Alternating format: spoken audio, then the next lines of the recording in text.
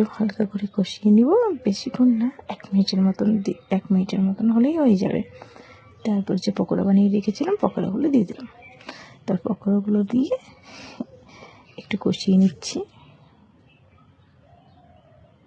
তারপর যে কর্নফ্লাওয়ারগুলি রেখেছিলাম আগে, তো কর্নফ্লাওয়ারটা ঢেলে দিলাম। কর্নফ্লাওয়ারটা দিয়ে একটু মিশিয়ে নিই। কর্নফ্লাওয়ার দেওয়ার পরে বেশিক্ষণ রাখতে হয় না, হয়ে যায় তাড়াতাড়ি।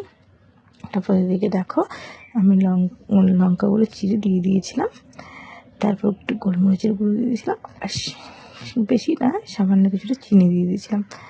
তারপর তখন লাস্ট লোক আমার চিলি চিকেনের রেস্টুরেন্টের মতন লাগছে দেখতে, আর খেতেও অনেকটা জুসি হয়েছিলো, টেস্টি লেগেছিলো খেতে।